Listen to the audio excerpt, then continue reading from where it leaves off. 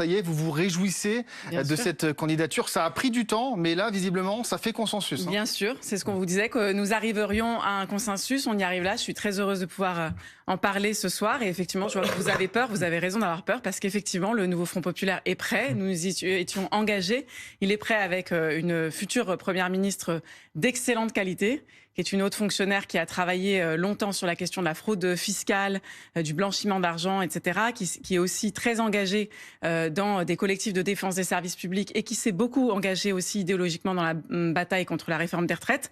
Donc je crois qu'elle incarnera à la perfection cette rupture que doit incarner le nouveau Front populaire. Et donc j'en suis très Qu'est-ce que très vous heureuse. attendez ce soir de la part du président de la République? À votre avis? J'ai ma petite idée. Il a déclenché une dissolution. Il a perdu, après avoir précédemment perdu à l'élection européenne. Il a perdu au second tour des élections législatives. La première force qui est arrivée en tête, c'est le nouveau Front populaire. Et dans toutes les démocraties du monde, en fait, quand une force arrive en tête aux élections législatives, eh bien, il faut nommer un Premier ministre ou une Première ministre issue, proposée par cette force. Et donc, nous avons là cette proposition. On a entendu ces derniers jours, ah oui, mais vous n'avez pas de nom, comme si Emmanuel Macron, lui, semblait décidé à nommer Ça a un pris Premier du temps, ministre. c'est pas non plus...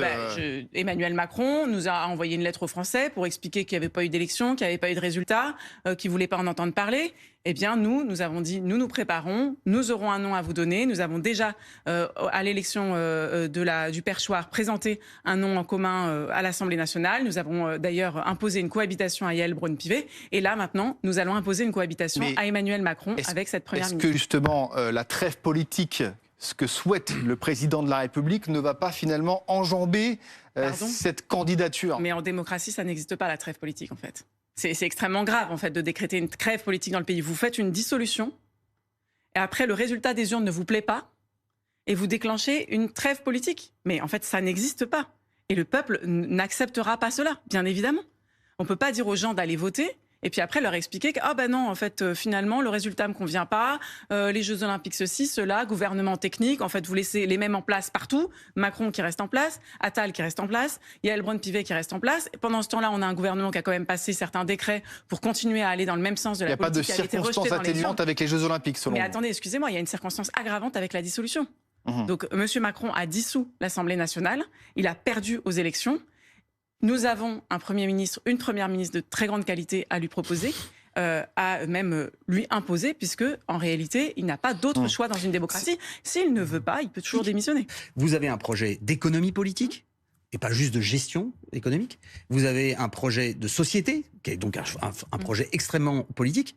Le seul hiatus, c'est que là, on arrive avec un profil qui est quasiment un Jean Castex au féminin, et j'ai peur que finalement, la politique n'arrive pas à s'incarner justement dans cette personnalité, encore une fois, qui a un profil très techno, qui a un profil du plus petit dénominateur commun, c'est-à-dire dans le sérail, très à gauche, mairie de Paris, enfin, vous voyez ce que je veux dire, surtout quand on a vu une élection où justement la province, la France périphérique était contre les grandes villes.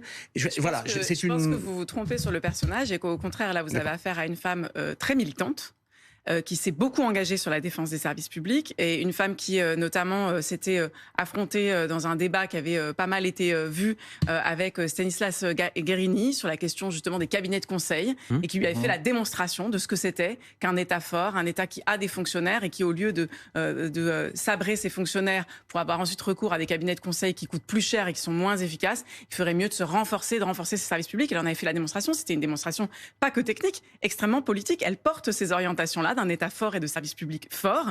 Elle porte aussi l'orientation d'aller chercher l'argent là où il se trouve, et notamment dans l'évasion fiscale, dans le blanchiment d'argent dont on sait qu'il est aussi à l'origine d'une grande partie de la criminalité de tout type en France. Et donc je pense qu'au contraire, elle a une stature cohérente et qu'elle peut incarner l'ensemble de ce que nous voulons porter. Je vous donne la parole dans un instant.